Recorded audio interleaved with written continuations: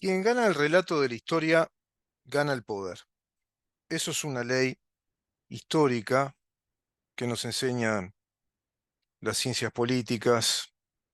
la historia política del derecho. Quien gana el relato de la historia, gana el poder. Porque si decimos de que alguien gana el relato de la historia, estamos diciendo que una fuerza política, una expresión política, tiene el poder del Estado. Por lo tanto, ¿qué es lo que tiene ahí? Tiene el monopolio narrativo de la interpretación de la historia. De ahí la importancia de entender de qué se trata cuando hablamos de un Estado republicano y democrático, cuyo cometido es el cobijo de las libertades, cuyo cometido fundamental es la protección de nuestros derechos, establecidos como tales a través del tiempo, garantizados precisamente como eso, como derechos inamovibles, inviolables. Y hay grados, hay niveles de derechos. Están los derechos subjetivos, llamados antiguamente derechos naturales, porque nacen con la condición humana, forman parte de nuestra condición humana, es decir, están integrados a nuestra condición, y lo único que hace una constitución de un Estado liberal de derecho, de un Estado republicano y democrático, es reconocer esos derechos, como así lo formula el artículo 7. Por otra parte, formula la Constitución que todos los cometidos del Estado serán cumplidos por funcionarios públicos que cumplen esas funciones o esos cometidos que tiene el Estado. El Estado cumple funciones, de ahí que hablemos de funcionarios públicos o funcionarios estatales, porque son todas esas personas que llenan los distintos cargos de acuerdo a un régimen establecido por el derecho administrativo, una ingeniería administrativa de carrera de funciones administrativas. Esos son los funcionarios de carrera, como se le dice en la jerga jurídica. Son los funcionarios que cumplen tareas del Estado, funciones del Estado, a modo de un trabajo que se perpetúa en el tiempo, que se sostiene en el tiempo, cumpliendo esas funciones, bajo un régimen especial, porque son funcionarios del Estado. Eso indica que los funcionarios del Estado, en cualesquiera de sus funciones, funciones primordiales, funciones esenciales, vale decir, la función ejecutiva de administrar los recursos económicos, los recursos financieros, establecer los tributos para el país, la organización de esa trama administrativa, todos esos actos administrativos, el desarrollo de las políticas económicas, de las políticas educativas, políticas también de seguridad, por ejemplo, y el resto de las políticas, todo lo que hace la actividad del Estado, lo lleva adelante el Poder Ejecutivo, con sus limitaciones, controlado por el Poder Legislativo, controlado a su vez por el Poder Judicial que controla también al Poder Legislativo que controla al Poder Ejecutivo, Poder Legislativo que se controla a sí mismo a través de ambas cámaras, Poder Legislativo que también ejerce un control sobre el Ejecutivo, el Judicial, perdón, estableciéndose un régimen de equilibrio, como nos explicaba muy bien ayer el doctor Rubén Flores de Quevicius. Él decía, con mucha sabiduría, y esa sabiduría práctica que le caracteriza, hay una palabra que define todo esto, Rubén me decía, o algo así, me dijo, hay una palabra que define todo esto, tocayo, es equilibrio. El Estado de Derecho es una fórmula, una tecnología racional, técnica, científica del equilibrio de los poderes. Por lo tanto, esos poderes tienen límites, son poderes limitados tomándose en cuenta que el Estado es una tecnología de poder que ostenta inevitablemente el monopolio de la fuerza. Ningún particular, ninguna empresa, por fuerte que sea, pueden contra el monopolio de un Estado cuando el Estado toma decisiones políticas. Y eso queda muy claro, se hace muy visible, muy tangible en los regímenes totalitarios, como pasa en Venezuela, en Cuba, en Corea del Norte, en el régimen autocrático de Putin, en el régimen totalitario teocrático de Irán, en el país que está a la sombra, perpetrando un montón de delitos de lesa humanidad, violencia por doquier, aplicando terrorismo de Estado como un modo sistemático de gobernar, me refiero al gobierno de Ortega en Nicaragua. El Estado, si quiere aplicar la fuerza, tiene el monopolio. Tiene el monopolio en lo institucional y el monopolio en la fuerza física, en la violencia, desde el punto de vista de sus organizaciones militares y policiales. Por lo tanto, es muy delicado esto de saber qué Estado queremos y saber en dónde estamos, como nuestro programa así lo indica, y es la tarea que venimos cumpliendo desde Libertas, esta fundación liberal de la República Oriental del Uruguay, que es la primera fundación en dedicarse a esta tarea de propalar, de difundir las investigaciones que vamos desarrollando, el estudio que vamos desplegando respecto a todos los temas que hacen a la razón de ser de nuestro Estado como una república democrática. En este año electoral tan particular, en este año electoral en el que se nos juega una partida de ajedrez definitoria, donde estamos ante un cruce de caminos realmente, una encrucijada que nos plantea si mantenemos este estado de cosas bajo este tipo de gobierno, que deja muchísimo que desear en una enorme cantidad de aspectos que ya ustedes, los que siguen el programa, saben cuáles son, de acuerdo a nuestra perspectiva de análisis, de acuerdo a nuestra visión de país y de acuerdo al rigor de investigación y análisis que hacemos en lo que refiere a la naturaleza y a la razón de Estado de un Estado de Derecho. ¿Cuáles son las razones de un Estado de Derecho? ¿Qué es lo que justifica que exista el Estado de Derecho? ¿Y cuándo es que podemos hablar de que efectivamente existe un Estado de Derecho, que es el sustento jurídico, la ingeniería jurídica compleja que le da sustentabilidad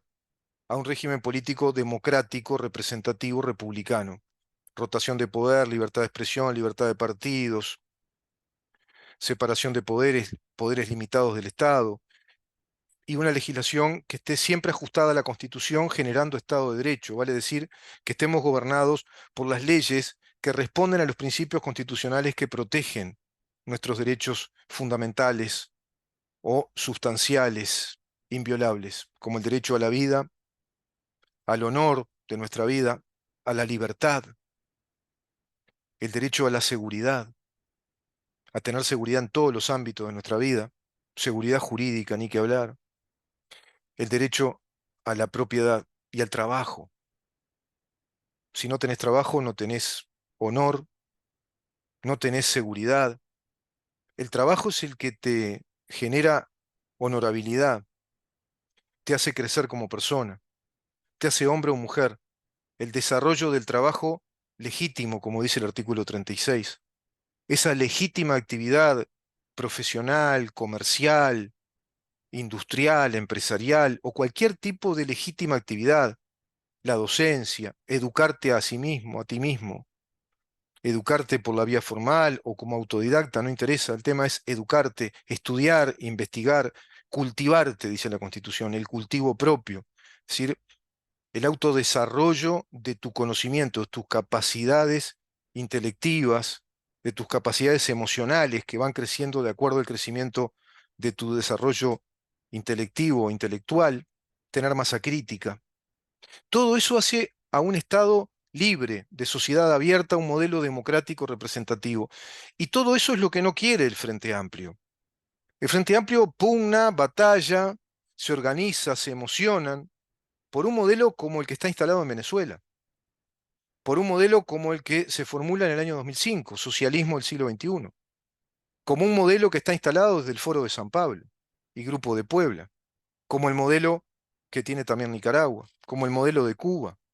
como el modelo que procura que obtenga definitivamente Colombia con Gustavo Petro, un ex también guerrillero, terrorista, al igual que José Mujica,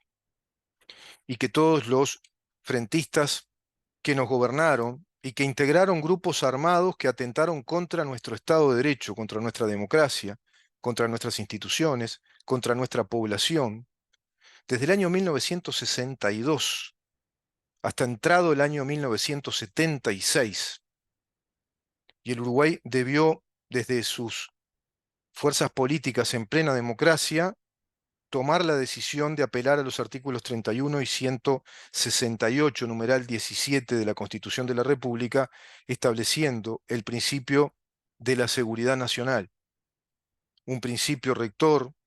de inmunidad para proteger las instituciones soberanas de un Estado soberano, de un Estado nacional, de un Estado de Derecho cuando es atacado por fuerzas desde el exterior o fuerzas organizadas en el interior de ese Estado que atentan contra sus instituciones, que cometen actos de terrorismo organizados profesional y militarmente, como así lo hicieron los Tupamaros, Movimiento Revolucionario Oriental, Partido Comunista Revolucionario, las células clandestinas de una inteligencia muy desplegada y un ejército del Partido Comunista del Uruguay, el MIR que vino a trabajar también acá, la Fuerza Revolucionaria Chilena, que fue la que apoyó y sustentó militarmente al gobierno, o si vos querés, la dictadura de un régimen totalitario que comenzaba con Salvador Allende, a imagen y semejanza del régimen cubano. Todo eso representa el Frente Amplio, que ya ha trabajado su revolución por la vía institucional, derribando el Estado de Derecho. En nuestro programa hoy hay un testimonio muy importante de un joven uruguayo periodista que viene desarrollando una interesantísima actividad de audiovisuales, de videos documentales, a través de las investigaciones que él va desarrollando de modo independiente, considerándose un ciudadano libre, un libre pensador afiliado a la teoría liberal de la construcción de la sociedad. Me refiero a Nahuel Esperanza, que presenta un informe impecable en detalles de lo que está sucediendo en la sociedad venezolana a raíz de los impactos de la violencia de un régimen que aplica el terrorismo de Estado como medida de gobierno y que aplica impunemente desde hace muchísimos años ese terrorismo de Estado al cual el Frente Amplio y el PIT-CNT reconocen como legítimo, aplauden, así como reconocieron, celebraron, aplaudieron esta reelección fraudulenta, mentirosa, del dictador Maduro ejerciendo su dictadura personalista dentro de un régimen que a su vez lo condiciona a que desarrolle esa personalidad de dictador, cuando en verdad se trata de una tiranía, es decir, de un régimen totalitario que aplica la tiranía ante la población. Y la tiranía es el conjunto de medidas de gobierno, de actos administrativos, entre comillas, y de una legislación que no responde a la verdadera necesidad del pueblo, a las necesidades naturales para el desarrollo de su población, sino que responde a los intereses encapsulados, concentrados del régimen de poder, que lo único que pretende es perpetuarse en el tiempo, concentrando más y más poder en todo sentido. Riquezas, poder económico, apropiación de los recursos naturales, de los recursos energéticos del país, concentrando todo el poder político en el poder ejecutivo. Todo eso lo van a ver en ese testimonio, inclusive de un joven venezolano que explica muy bien la situación que vive la sociedad civil, la gente de a pie en Venezuela, que no avisoran cambios prontamente, sino que intentaron determinadas soluciones apelando a una nueva figura política como María Corina Machado, que, bueno, concitó la atención, fue muy convocante, como para visibilizar la situación de los venezolanos ante el mundo, a sabiendas de que ella no iba a ser presidente. A la prueba está que fue proscripta rápidamente violándose el Pacto de Barbados. La segunda candidato también la proscribieron. Partidos políticos proscriptos, la sociedad civil que ya no creía en esos políticos de siempre, que tienen los recursos agotados, y apelaron a María Corina Machado bajo esa perspectiva, básicamente de la desesperación y de visibilizar la situación de los venezolanos desde hace ya décadas. Y este mismo modelo es el que quiere el Frente Amplio para nuestro país. De ahí que ya estén, digamos, proyectando este atentado violento contra nuestra Constitución, contra nuestros derechos subjetivos, inviolables de propiedad, contra todos los recursos del sistema financiero uruguayo, contra el corazón del sistema financiero uruguayo, contra los derechos adquiridos, violando la seguridad jurídica, violando la Constitución, pretendiendo que nuestra Constitución se convierta en una constitución socialista que prohíba la actividad privada, que confisque el dinero,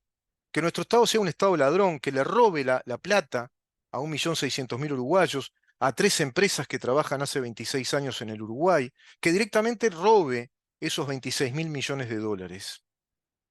Eso está haciendo ya el botón de la muestra.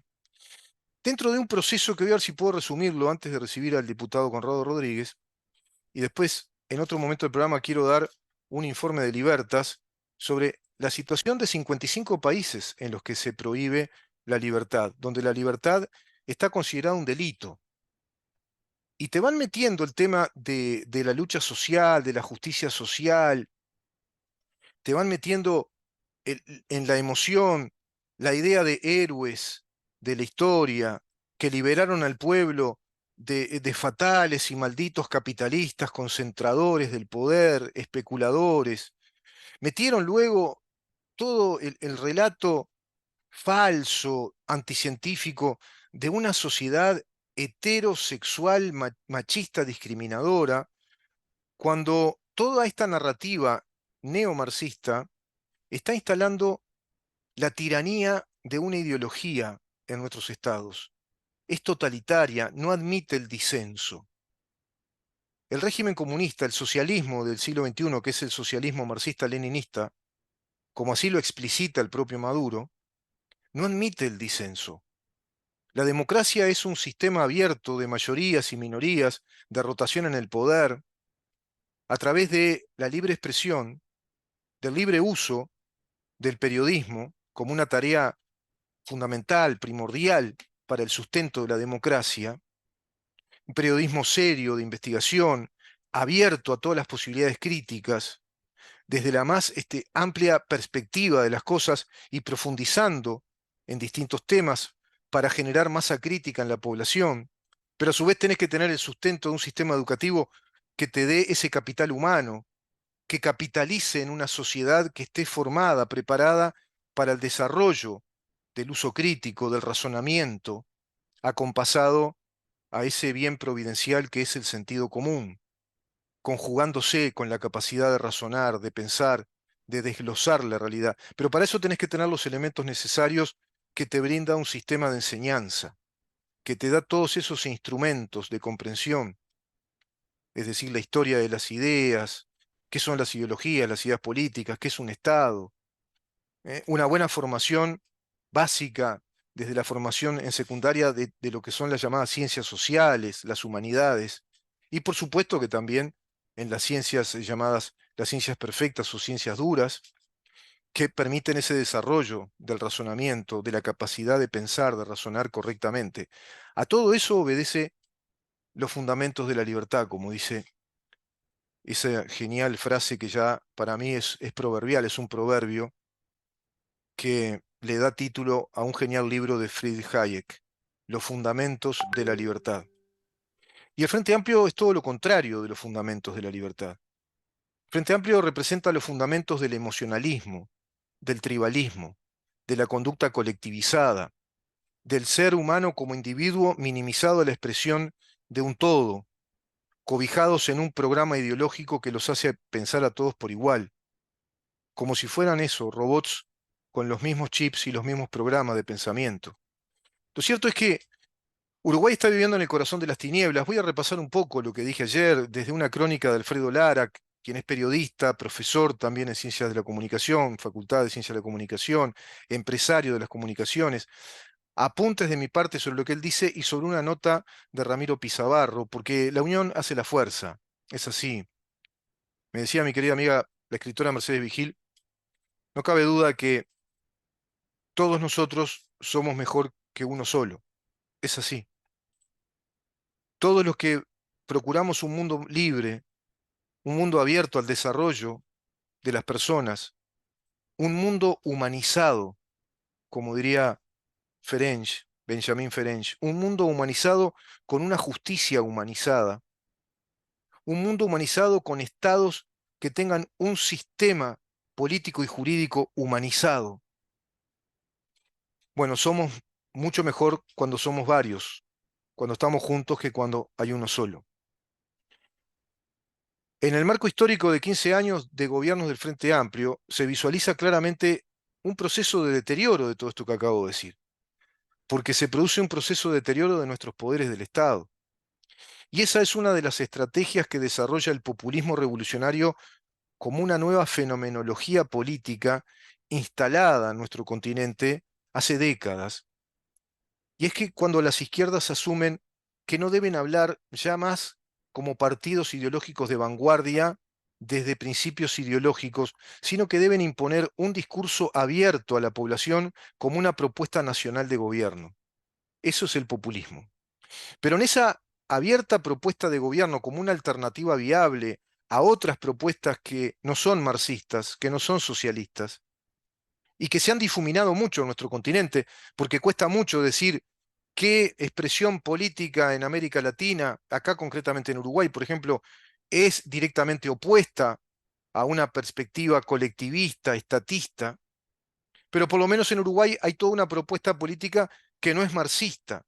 si bien se ha conformado con quedarse o agotarse en la administración de un gobierno utilizando la institucionalidad marxista que el Frente Amplio nos introduce en esos 15 años de gobierno,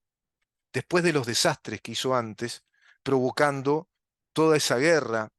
toda esa etapa de terrorismo contra el Estado, todas esas muertes innecesarias, asesinatos, torturas, secuestros, desestabilización del sistema político uruguayo al extremo de que lo desestabiliza por dentro y desconfigura el Estado de Derecho.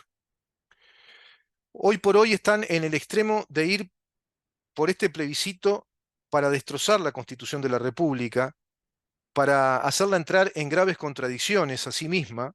diciéndonos por un lado que protege nuestros derechos de propiedad como derechos inviolables, como un derecho subjetivo que le da razón de ser a nuestra República, artículo 36 y artículo 32. El 32 establece el derecho de propiedad como un derecho inviolable, el artículo 7 lo enumera como un derecho consagrado, sustantivo, subjetivo, inviolable, junto al derecho a la vida, el honor, la libertad, la seguridad y el trabajo. Y el Frente Amplio dice que quieren que la Constitución diga que prohíbe la actividad financiera de la capitalización de ahorros y que prohíbe la actividad financiera de empresas privadas. Pero además, toda esa cuantía, ese dinero desarrollado, esa formación de capital que hoy implica fuentes de trabajo, miles y miles de puestos de trabajo, porque el 85% de ese dinero capitalizable, son los ahorros de los trabajadores uruguayos que con todo su esfuerzo han optado por introducir una parte de ese dinero de los aportes obligatorios, de acuerdo al régimen de la seguridad social, hacia la capitalización de sus ahorros para integrarlos a su patrimonio y permitir que de ese esfuerzo individual nazca espontáneamente un esfuerzo colectivo de millones de dólares que permiten la inversión de esos dineros en emprendimientos, en empresas, en actividades industriales, comerciales, financieras,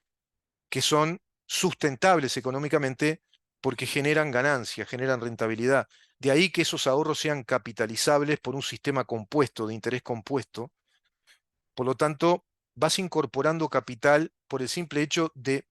proponer tu dinero a ese fondo de inversión que se desarrolla sobre la base de 1 millón, en este caso 1.600.000 uruguayos que acumulan ese volumen de dinero para formar capital y formar así un capital productivo en el país. Eso lo quieren eliminar por constitución, pero además quieren robar ese dinero. Esos 26.000 millones de dólares, que son derechos adquiridos, son derechos de propiedad inviolables, son producto de la legítima actividad profesional, industrial, comercial, tanto de las AFAPs como de los ahorristas, lo quieren robar, quieren prohibir esa actividad, quieren eliminar esos derechos y quieren a su vez robarse todo ese dinero que ellos no produjeron para trasladarlo al BPS y que unos comisionistas, unos fideicomisarios, desde un fideicomiso que administre ese dinero que no se va a reproducir más, lo van a empezar a agotar, a gastar, como si fuera el heredero díscolo de una familia, que se despilfarra el dinero de los abuelos y los padres. Eso hacen los comunistas. Y eso es lo que pretenden hacer en estos momentos del país, amén de pretender la conquista, la reconquista del poder ejecutivo. Y si ese combo se da, esa combinación, Uruguay está realmente en muy malas manos. Estaríamos ya rumbo a un punto sin retorno, en un definitorio camino hacia el socialismo comunista, si se dieran ambas cosas, si el plebiscito fuera exitoso para ellos y si obtuvieran otra vez el gobierno, el poder ejecutivo.